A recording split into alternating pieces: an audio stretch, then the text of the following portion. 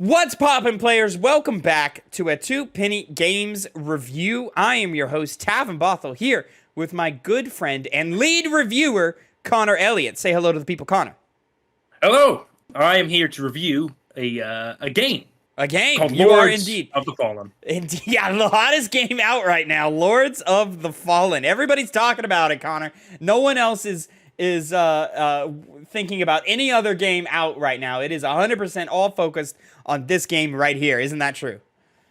No, that's not true at all. I hadn't seen many people talk about this game. It released about a week before Spider-Man. Yeah. A little bit less than a week, and I think exactly a week, maybe. Yeah. And even then, there still wasn't much conversation on this game, except for technical issues that plagued certain people. Of course. However, it did okay review-wise, and we're here to give our own review of it. You have been playing it. I have not, but as your roommate, I've definitely gathered some of your thoughts on the game in mild conversation here. And as I'm looking at the B-roll footage here, I'm interested to continue talking about it. But Connor, go ahead with your review of Lords of the Fallen. Yes, so Lords of the Fallen is a fine game. It's obviously a Soulsborne copy. Though it's like many games that copy the formula that FromSoft has clearly defined these past couple of years, and do a little bit to shake things up. So as of right now, I'm sitting at 18.7 hours on record. Pretty disappointing from my perspective. I tried to get to 20, but I didn't. I failed to do that. And I don't think I really needed to, because it was a fine game, as I said. It is not a bad game. I remember seeing Eurogamer give this a 2 out of 5, and among the many mixed reviews, I saw a lot of 8s, 7s, some 6s, even some 9s from more of the fringe outlets. And so I was kind of like, oh, well, that's probably a bit too harsh. But from everything I've seen, they've probably been the most reasonable on it. So being a FromSoft copy, The 2 out of 10? 2 out of 5. Oh, 2 out of 5. Okay, gotcha. Yes. It unfortunately, well, let me start off with the good things about it. First of all, it plays well enough. It plays very much like Dark Souls. You have your roll, which works almost the exact same. The length of the roll, the quickness of the roll, it's like identical completely. The only thing that's slightly different, and this is a nitpick, is I felt like sometimes when I would dodge, it wouldn't go the direction I wanted it to, but that might just be my skill issue. But because for the most part, the dodge was the Dark Souls roll. Everybody knows.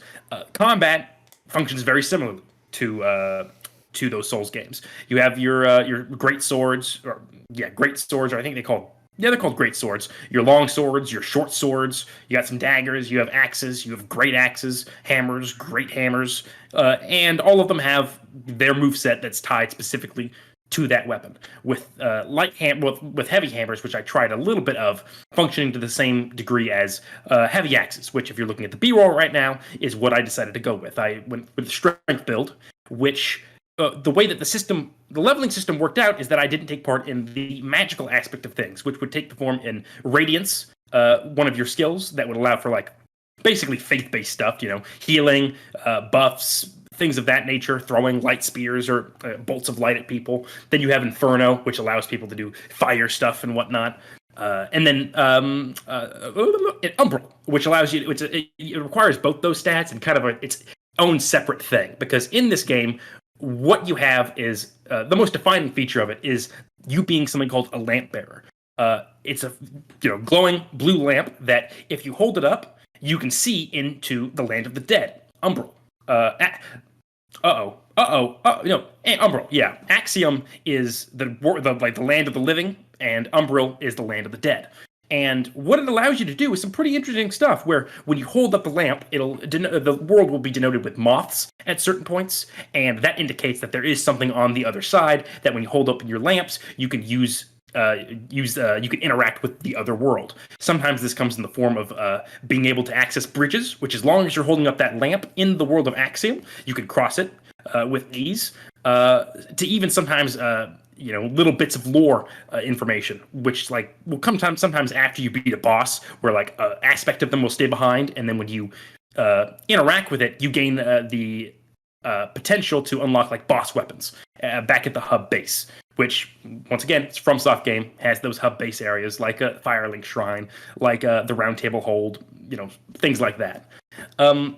The other interesting act that you can do with the lamp is go into the world of Umbral. Sometimes by choice, by just holding it up and pressing, in my case, square, or when you die. Because you kind of get a second chance of life at this game when you die in the world of Axiom, the land of the living, and then going into the land of the dead, which you can also, at certain points in the game, get out of using, these basically dried up husks to transport yourself back to the world of Axiom. So it kind of becomes this resource management system of surviving with the health that you have available to yourself. Health functions the exact same. You have, in my case, I got up to 5 of your, you basically have a cross that heals you for your health, and they replenish when you go to lamps.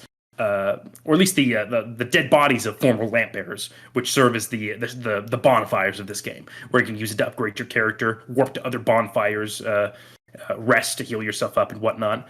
But going back to the lamp, you can go into this other world to more easily interact with these bridges, which, like I said, you have to usually hold it up when you're in the land of the living to cross over, when they're always just there when you're into the land of the dead. And you can interact with things that basically are chests in that world, which require you to basically use the lamp's power to draw out whatever item is in this, this weird desiccated husk of a person. Because the world building, or rather, I should say, the setting of Lords of the Fallen differs drastically when you go over into this really dark, macabre land of the dead. From the more grounded, of course, grounded as far as a fantasy game concerns, Axiom, which is where you're going to spend most parts of the game in. Because in the land of the Umbral, like I said, you can die and then get resurrected back there to continue to go on. It just extends your life a little bit longer. But in that world, an eye pops up on the side of your screen that as the longer you spend in there, the more dangerous it gets. And the way this usually, comes in is there's kind of like a dried up bodies standing at random points, and sometimes they'll just disappear, but sometimes they'll turn into basically grunt enemies that will attack you, and then this levels up to like wraiths with deadly size, or weird gremlin-like creatures that crawl on the ground and chase after you. Yeah, it's very cool. It's the best part of the game because the transition is very seamless. Like I said, it has a nice stylistic difference between the two, so you can always tell, and the hues of the world change to a more dark blue, and it's very striking. It's the thing this game has to offer. And using the lamp, you can also do things like bring their soul basically out of their body and deal damage to it, which instead of doing normal damage, does something called wither. Wither is a very important thing that'll come into my later points of the game, which it does damage in the form of like a whited out health bar that when you do an actual physical attack against them that doesn't just a raw physical hit, it'll not only deplete that entire health bar that is missing from this white, but also a little bit of extra melee damage on top of that. So it allows you to, if you give someone wither, do extra damage to them. Same thing though applies to you. When you go over into the Umbral world, you sacrifice some of your health to get wither damage instead of your full health, which can be gained back by hitting enemies. So it's not just a complete detriment to you. It can actually prove to be a great boon. Or you can just instantly just go to a death spiral when all of a sudden you get hit and lose a large chunk of wither health. And, now you got to go back and claim your souls. Once again, it's a Souls game, so it does that system as well. Sometimes I'll save that till later. I'll explain the other mechanic because it's not a good thing. The transition over into the world is fun. The combat it does its job. It plays like those older Souls games. The spells are pretty unoriginal, but they function for people that want to do more spell based gameplay. Though it's not as sorcerer heavy as Dark Souls was in the past. It's more. It seems to me to be very supplemental. The magic system in the game, though you can do those levels of classes like the sorcerers. It seems to be mostly putting effort on you getting melee classes as opposed to magic ones. There is it's told, the story is told somewhat in the form of a FromSoft game, a little bit more direct, but not so direct as let's say like a Tomb Raider game or something like that. We talked about that earlier, so it's on my brain. So it's not much to write home about, because whereas Dark Souls is able to, in my opinion, create a very interesting narrative that you gain through exploring the world, which this game does try to do. One of the big ways that Dark Souls did that was through item descriptions, which in this one you have to either level up your Inferno or Radiance to get greater insight into those things. And so for much of the game, I'm just getting locked because I'm not putting points into those into that skill tree. I'm a strength build. I just was kind of left out of learning more about the world, and pretty unnecessarily so. There was I still can't think there's any reason to do that. And so for people that maybe like you, Tavin, who criticize FromSoft story for being too complicated, this just adds a completely unnecessary hurdle to even getting that. And I think I'll bring up some more of the good points, because like I said, combat's acceptable. It's not bad. The game is not bad. I should say that. The mixed reviews are very justified, because unfortunately, there's not a lot this game does well beyond that lamp mechanic of going into the other worlds. First of all, I'll point out the difficulty. It strives to be more difficult, as these games tend to do so. And one of the things that I had heard going into it was that it kind of reminds you of the Dark Souls 1, where you're really intent on not losing your souls. Like, it felt a lot more impactful when you lost them, as opposed to the newer Elden Rings, Bloodborne's, Dark Souls 3, which in my eyes came a bit easier. This one does do that, but in a bad way. Because the way that the game tries to get there to be difficulty is, rather than putting against you these really interesting, diverse, multiple moveset enemies that you face going into area after area, it instead consistently throws the same type of enemies at you over and over and over again. There is a very clear lack of enemy design. There's only like 2 places in the entire game that have really specific enemy types, and they even overload those while you're there, so by the time you leave, you're bored of them.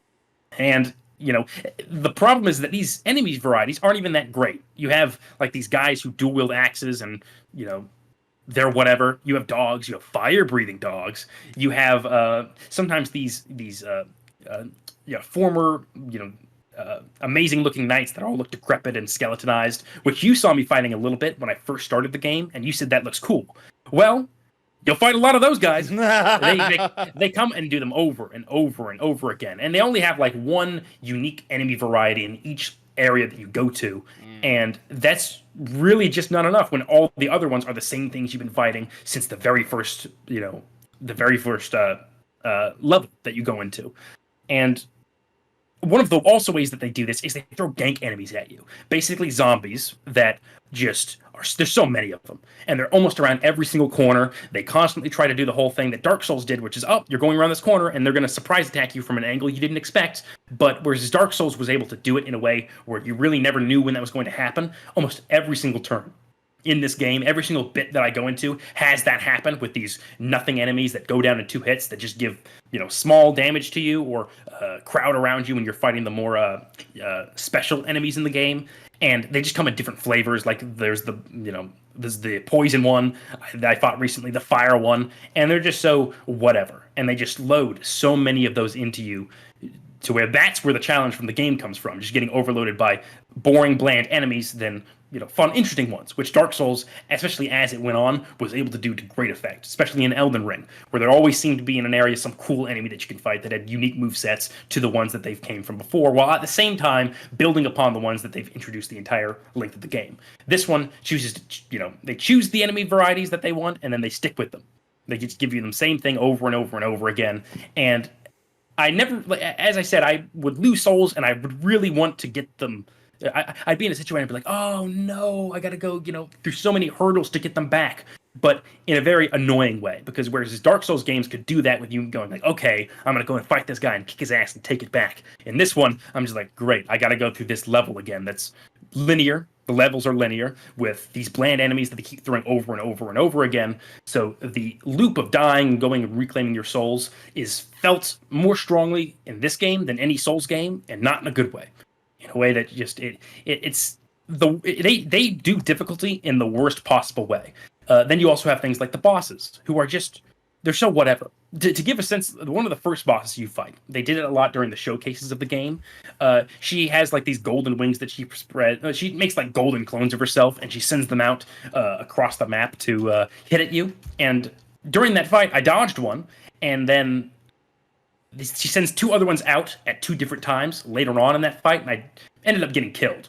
I go back to this boss fight, and she starts forming up those visages of herself, and I'm like, okay, I gotta dodge them, I gotta get ready. And then I find out that they go in the exact same location every single time. So I got hit by it and died, and I was like, wait, they just stay in easy to dodge areas, because they go on like the opposite end of the map, and they stay on the same, like one on the right side, one on the left side, for example. And then I'm like, okay, I'm gonna go in the middle. And I go in the middle and I completely avoid them. And it's just like this grand attack that she's doing just goes right past me. And then I'm having to go and engage with her directly, which many of the bosses, it's like it pigeonholes you into how, obviously bosses will be like, okay, here's the moment of time to attack. That's just how these Souls games always have worked, and you take advantage of them. But in this one, it felt like I was way more restricted and didn't have many opportunities to, take risks to go and attack, do high risk, high reward type situations to go in and deal damage to them when otherwise I shouldn't be doing so, like some Souls games would be able to do. And it would just basically feel like I'm hammering nails. Like, okay, I'm hammering this one. I got to stop here. Got to wait for these couple seconds. Hammer them again, and all of this is being done with pretty boring movesets that are incredibly easy to dodge. They're highly, highly choreographed, so they don't even feel like they're engaging with you all that much.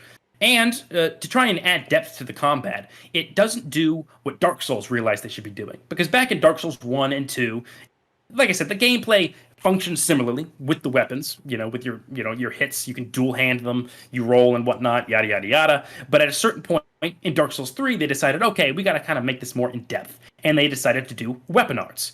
And the weapon arts, though in Dark Souls 3 weren't as refined as they would go on to be even more so in Elden Ring, they did a job of making that melee combat more in depth. In addition to weapons that had different attack properties or attack styles, particularly in regards to like boss weapons. In this one, all of the weapons in their category feel the exact same, whether it's a boss weapon or not. And I lost track. What was I talking about? Weapon arts. And how weapon arts, yeah. It doesn't have that. It doesn't have that. So you get bored of the combat very, very quickly. And, because when your enemy design is lacking, which at least the first 2 Dark Souls games had, well, the first Dark Souls game definitively had that, though I am a fan of Dark Souls 2 myself, which at least that game gave you more enemy variety than this one. Rather than the same thing over and over again with weapons where after a certain point, with lack of weapon arts or unique attack characteristics, I'm just kind of left with, charging my heavy attack and slamming it down on their head and then going back and dodging. And just, I have no indication, I have no desire or need to do anything beyond that. And so it just makes it a lot more bland than it otherwise could have been. There is a parry system in this game. I hate it. I absolutely hate it.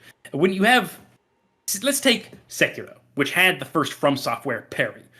That's not true. Let's go to Dark Souls first. You have, you would usually do it with the shield, or maybe your weapon would be able to do it, most likely your shield, to block an attack, knock them off balance, and go in for a strong attack. The concept is generally to time your blocks right when their attack is connecting to you, and it brings down basically their, I guess they're kind of similar to Sekiro, their stamina meter that'll allow them to be, have some kind of visceral attack done on them.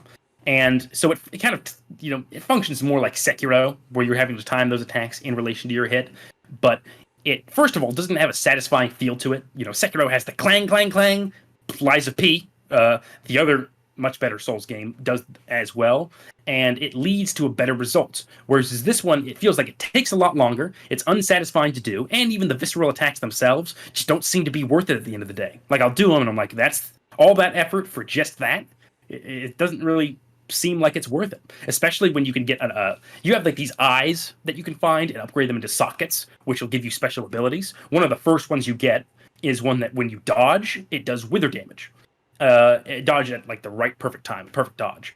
And I found that with just completely nullified any reason to do the parry system, which, like I said, just didn't do its job properly to begin with. It's not satisfying, payoff's not great, and you just have a way better option in the form of dodges, which admittedly did make combat more fun when I found that. But when you have a core mechanic that just doesn't deliver and has no satisfaction to it whatsoever, it's almost like, why did you add that in the first place at all? I had no incentive to do that whatsoever. It was way more interesting to deal wither damage to enemy by dodging them and going in for an attack to do extra damage. Or when the game gave me a heavy weapon, using that to do heavy strikes to stagger them was way more entertaining than just waiting for that one moment where you can do 2 hits and then that's all you can do before you go through long periods of time where you just can't hit them again because they're too busy doing their boring attacks. One other thing that sometimes with the lamp you can do is an enemy will have like a parasite in them that prevents them from. When you deal damage to them, they heal very quickly. But a big chunk of it heals as well until you take out your lamp and basically eradicate by holding down like R1 to remove that parasite to do actual damage to them. I respect them for trying to make the combat interesting in this regard, but it fails in that where I'm just kind of like it just breaks up the flow of combat. And like I said, they're throwing gank enemies at you. So rather than doing that to get rid of like enemy's parasite and interacting with them the entire time, you're really just interacting with the mobs that are swarming over you. Which, side point, when you're in Umbral, the land of the dead, that is like those guys that just appear and attack you. It's even worse then. That's how, when they say that they make being an Umbral more difficult, it's really just throwing those whatever enemies at you in even larger groups than they do back when you're in Axiom, the real world. And so I just, it's just a useless mechanic, which unfortunately messes up certain boss fights. So there was one guy that just kept healing, right? And once I realized that, when I hold up the lamp, there's parasites that I have to deactivate so he can't do that healing ability, I was in the mode of, when I'm fighting bosses, I might have to also use the lamp to deal with them. Fast forward to a boss that I fought recently who does an AoE attack that one-shots you. And for a little bit, I was like, okay, I guess I have to use the lamp to get it, to not do this ability, since it's not like it seems to be like its prime thing to make sure that you're dead or you can't beat the boss.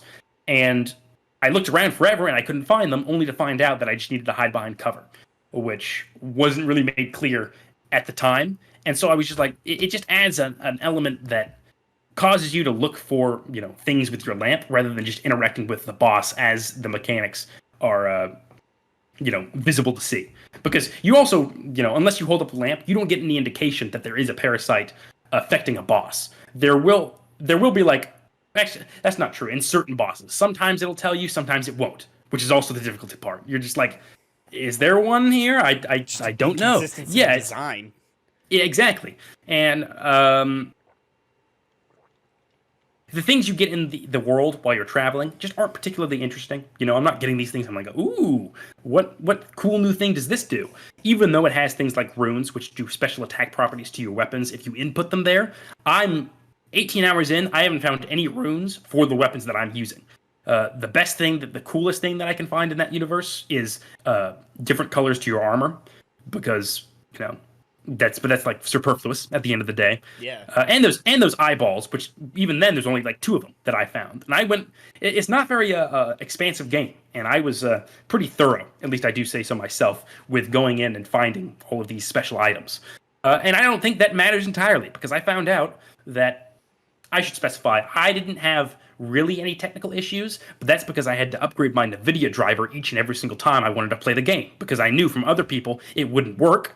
And when I went into the world, it would be very, very laggy to begin with until it just kind of righted itself. And, it was very much an annoying thing, especially when I had almost like, in the week I played this game, like 9 updates, a ridiculous amount. I updated a game, went away for 10 minutes, came back, and there was a gigabyte update that I had to do. And I was like, really? Again? I just did this. It was very annoying. That's funny as hell. Okay, so some of the trieds and trues they get kind of right, but just overall it's just kind of a redundant, inconsistent game design matched with piss poor enemy variety matched with just very linear and uninteresting levels. Is that the gist that I'm getting from you so far? Yeah, and I mean the levels are like, they look visually appealing, but it is also just kind of a blatant ripoff from like Dark Souls. Yeah, as I've been watching the B-roll footage here, it looks like a Souls game, and I'll say it looks really pretty. It looks prettier than most Souls games. And like all of the effects and all of the just different visual effects that they have on your attacks and your spells and on the lamp mechanic all look great, and the enemies like visually are very interesting. They are. But like, if it's all flash and no real substance and it doesn't feel good to play, then yeah, that's a problem. Yeah, and the entire time I was thinking to myself, I want to play Liza P. It's able to be somewhat, for some reason, a more blatant copy, particularly of like Sekiro and Bloodborne, but find a more unique identity. Like, for example, with that great weapon system that game has, this has just no depth to its weapon systems at all, besides just upgrading them as you get random materials across the world, which, like I said, isn't really fun to find in the first place. And I might have missed some stuff because it seems like there was. I was interested in trying to try out dual short swords, and I found one online that I wanted to try out, and I went to the location it was at. It just wasn't there. And so I'm like, I think it just glitched out. There was another character who had like a quest line that was saying, oh, you can. There's this guy who's imprisoned, right, by the armorer, and you can. It said online that when you find this special item that the enslaved guy is trying to not let his master have, and wants to, if you give it, supposedly, if you give him this item instead of her, he frees himself and becomes your armor. I'm assuming killing her, but I couldn't do that at all. It only allowed me to talk to her, and I think I saw a bit like almost I could talk to him, but the option wasn't being brought up.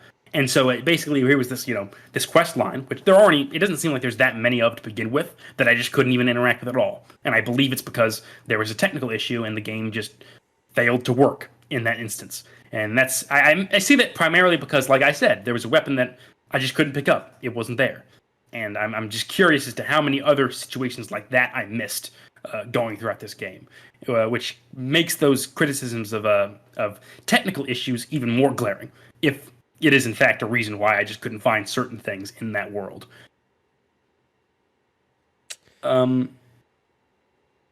Okay. Yeah. Oh, so far, pretty overall not the most positive review so far. Definitely, since we've behind the scenes implemented our scoring system, you have now crowned the lowest scoring game that we've had so far, which is always unfortunate. Remind me what you said was good about this game. Oh, so the combat feel is good. Okay, really, game feel is good. Yeah, the criticism is with the enemy varieties and the way that difficulty is thrown at you with things coming around the corner, gank squads. Really, like you pointed out, the enemies look cool. And when I first was playing the game, I'm like, okay, we're getting somewhere. But then, like I said, it throws those same things over and over at me. And how cool an enemy looks kind of takes a backseat towards those bits. Mundane through repetition. Gotcha. Yeah. And the bosses aren't bad. They're just in the middle of that road directly. So okay. That's why I'm saying this is a fine game, because there are some bad elements to the game, most certainly, which gotcha. Fully justify someone saying that the game is bad. But the other things are, most of it's just kind of like average or run of the mill. And it, like I said, the game functions well enough. I didn't have that many technical issues, but other people obviously did. So I count myself lucky in that regard. And the lamp thing is cool. Like, implementing that in other games would be a great idea. It just, they need to kind of remove, like I said, the one where you deal with parasites, which, like I said, they affect normal enemies as well, not just bosses. So that can be kind of just an annoying thing to deal with, rather than, once again, interacting with them at face value. But the world looks interesting, once you get into the depths of it, maybe not so much. So overall, would you recommend this game to Souls players or hardcore Souls players, or like who would you recommend this game to, if you would at all? Souls players. I think they would be able to have the most unique, interesting takes from it. Yeah. As far as people who haven't played Souls games, really, go play those instead of this any day of the week. Honestly, I would recommend even Souls players, though. Even though you could play this game and get something out of it, you're kind of just better off playing some of not only the other games that have come out this year, but replaying Souls games. Like, I played Dark Souls 1 before I played this. I played Dark Souls 2, 3, Elden Ring, Sekiro before this. Or go to other clones better. Liza P, most notably. Neo 2. Those games certainly do it better. What was that one at the beginning of the year? Worldcon? Did you play that? Wolong? Wolong Fallen Dynasty, which, yeah, I didn't hear much about that either. I don't know. I can't speak on. I heard good things about that one. But if that's the case, it's probably better than this one. Okay. All right. It's there if you want to play these kinds of Souls games, but for anybody else that's not a Souls fan, you're better off, I think, going towards other avenues. Heard that. All right. Well, ladies and gentlemen, that is our review for. What is this one? For Lords of the Fallen. I almost said World of Fallen Dynasty, and I was like, that's not right. That is your review for Lords of the Fallen. Thank you so much for watching and listening. Make sure you go ahead, like, subscribe, all of that. There will be a cut down TikTok version of this out soon. Until next time, have a great time. And Connor, say goodbye to the people. Goodbye. Have a great time.